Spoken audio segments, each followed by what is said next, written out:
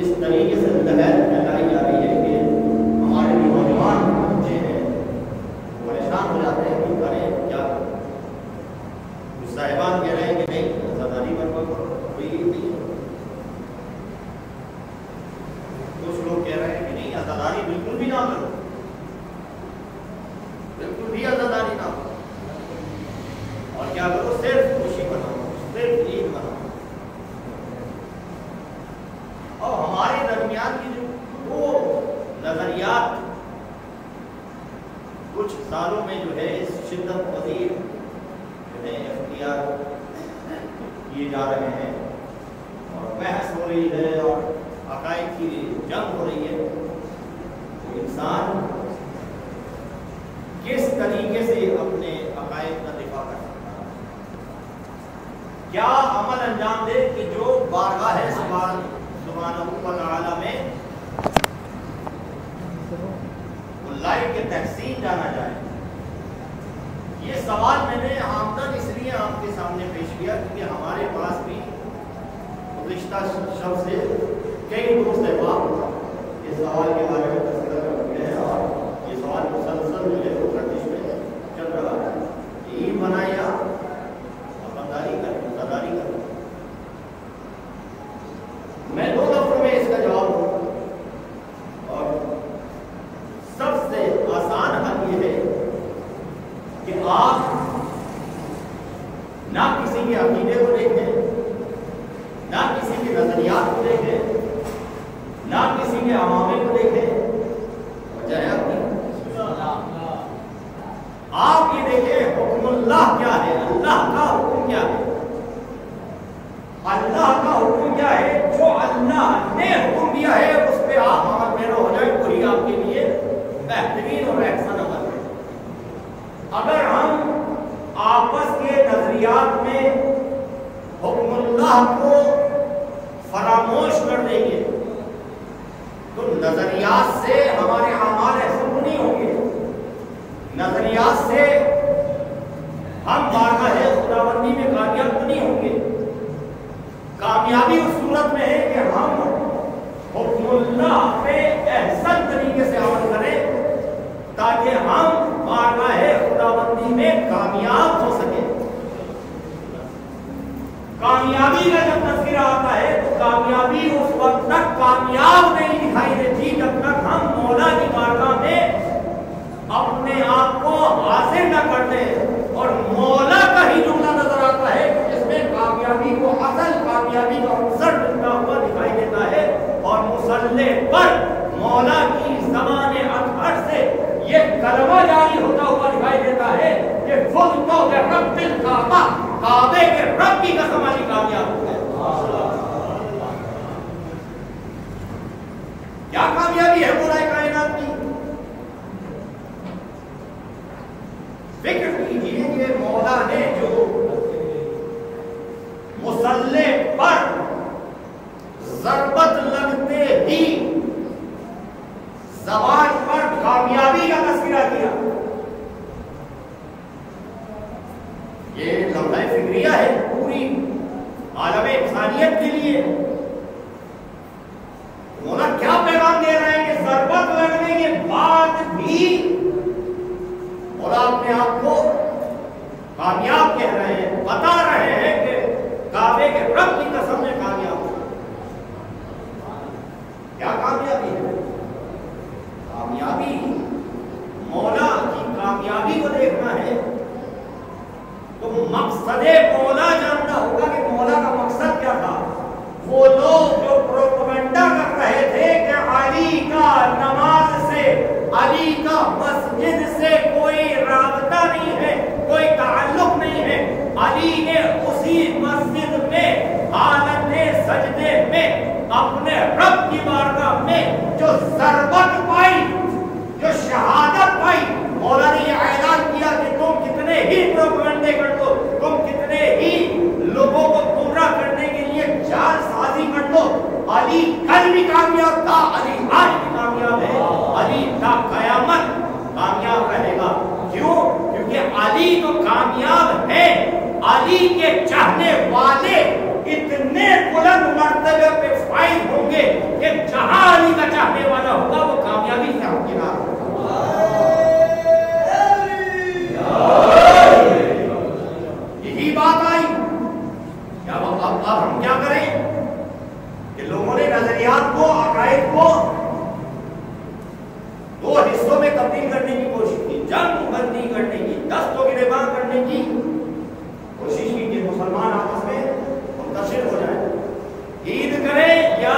عزاداری کا ہے، شدت نہیں ہے، حکم اللہ کو دیکھنا ہوگا. لا اکراہ فی الدین، دین میں کوئی زبردستی نہیں ہے. ہم نے اللہ کے حکم کو دیکھنا ہوگا، ہم نے اللہ کے حکم پر عمل پیرا ہونا ہوگا. اب چلیے اللہ کا حکم کیا ہے؟ اللہ نے آج کے دن کو کیا قرار دیا؟ یوم الصوم قرار دیا، یہ یوم العید قرار دیا. اب جائیں کسی سے بھی آپ سے پوچھیں کیا ہم اللہ کے نظریات کو دیکھیں؟ اللہ نے جو حکم ہمیں دیا ہے ہم اس کو دیکھیں یا ہم اپنے ذاتی نظریات کو دیکھیں؟ جو ہم نے دیر ان کی جو اپنی عمارتیں قائم کی ہوئی ہے اور جس میں بہت چمک پالش لگا کے ہم اسے پیش کر رہے ہوتے ہیں لوگوں کے سامنے تاکہ لوگ جو ہیں اس سے مرغوب ہو کے ہماری جانب آ جائیں اور حکم اللہ کو فراموش کر دیں. اللہ نے آج کے دن کو عید کا دن قرار دیا ہے، لہذا کوئی قباحت نہیں ہے کہ انسان جس دن اللہ نے عید کا دن قرار دیا ہو، یوم المسرت قرار دیا ہو، یوم السعید قرار دیا ہو، کہ انسان اس دن جو ہے وہ خوش نہ ہو، انسان اس دن جو ہے وہ اظہار خوشی نہ کرے. لیکن اگر وہ آل محمد کا درد رکھتے ہوئے آل محمد کی مصیبت پر، آل محمد کے مسائل پر گریہ کرتا ہے تو یہ اس کے ارتقاء کا سبب بنتا ہے. لیکن شرط یہ ہے کہ وہ انکار عید نہ کرتا ہو، انکار عید نہ کرتا ہو، ایسا نہ ہو کہ وہ بالکل ہی عید کا منکر ہو.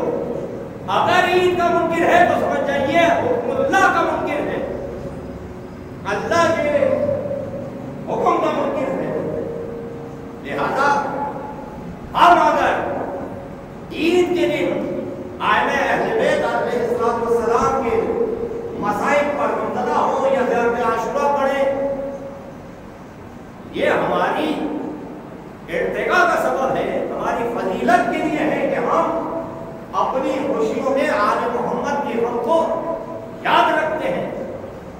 لیکن اس کا مطلب یہ نہیں ہونا چاہیے کہ ہم بالکل ہی صراحتاً اس بات کے منکر ہو جائے اور سیاہ لباس سے بے تن کریں اور کہیں کہ نہیں آج کوئی عید نہیں، آج کوئی یوم مسرت نہیں، آج کوئی یوم سعید نہیں، ہم صرف عزاداری برپا کریں گے.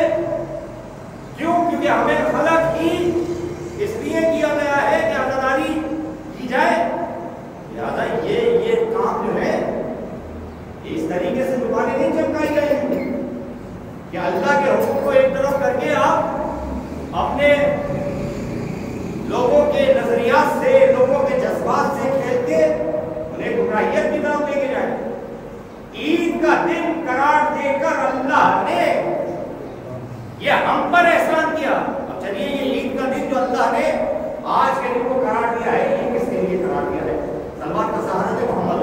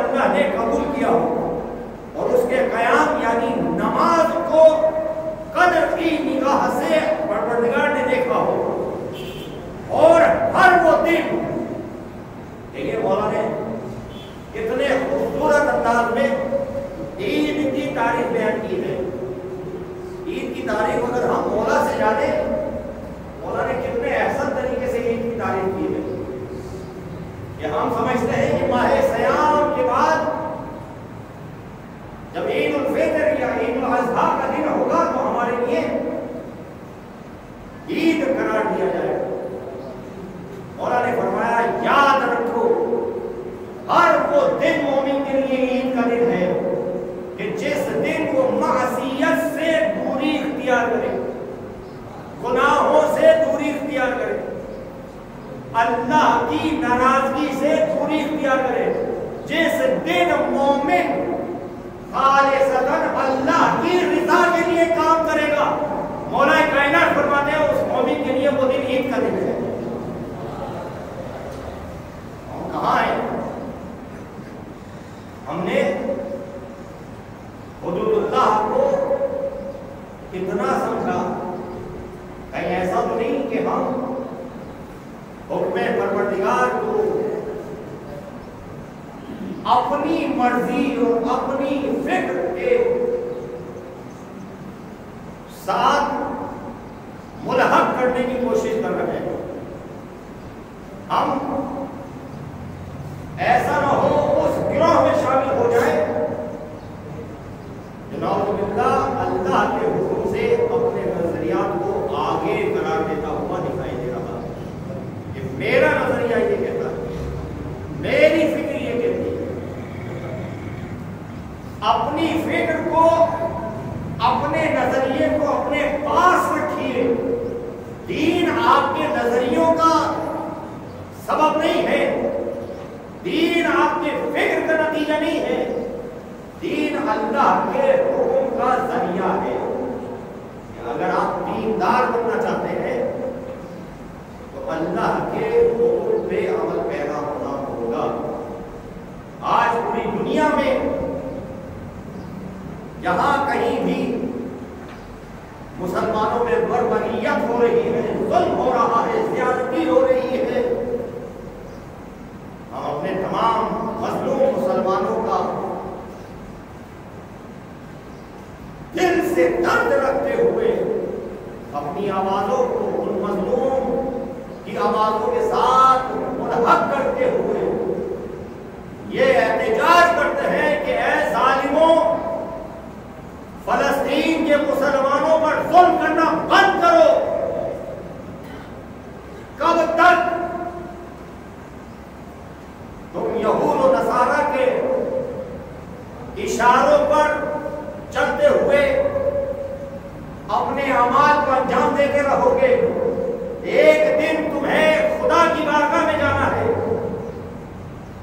لہذا اگر مسلمان اب بھی خواب غفلت میں اپنی زندگی کو گزار رہا ہے اور مظلوم کی حمایت کرنے سے دور نظر آتا ہے، وہ جان لے کہ وہ جلدی پھرتی لاش تو ہو سکتی ہے لیکن زندہ مسلمان نہیں ہو سکتا۔ آج ہم غزہ کے مسلمانوں کے لیے، فلسطین کے مظلوم مسلمانوں کے لیے، دنیا بھر کے مظلوم مسلمانوں کے لیے، ہمارے کشمیری بھائیوں کے لیے، اور جہاں کہیں بھی مظلومیت کی پکار ہے اس کی پکار کے لیے سب مل کے دونوں ہاتھوں کی چین بنا کے کہیں گے لبیک یا حسین، لبیک یا حسین، لبیک یا حسین، لبیک یا حسین، لبیک یا حسین، لبیک یا حسین۔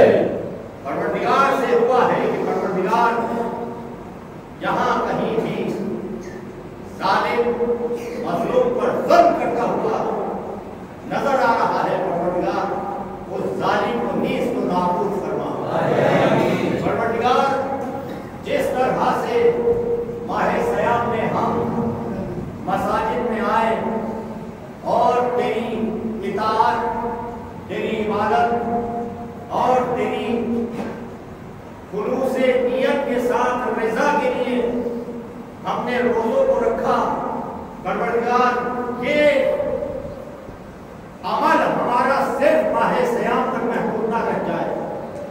ایسا نہ ہو کہ آج عید کے دن ہم اپنے اپنے مولا کو آسودہ کر دیں، اپنے مولا کو غمزدہ کر دیں. ہم تو عید منائے لیکن اللہ کا گھر ویران ہو جائے. لہذا جس طرح سے ماہ صیام میں آپ لوگ عبادت پروردگار میں مشغول رہے، اسی طرح سے مسجد بھی وہی ہے، پیش امام بھی وہی ہے، کارپیٹ بھی وہی ہے، در و دیوار بھی وہی ہے، لیکن یہ ہمارا دل وہی رہنا چاہیے کہ جس دل سے ہم ماہ صیام میں عبادت پروردگار انجام دے رہے تھے، کہیں ایسا نہ ہو اس دل میں جو شیطان آزاد ہوا ہے وہ جا کے اپنا گھر بنا لے.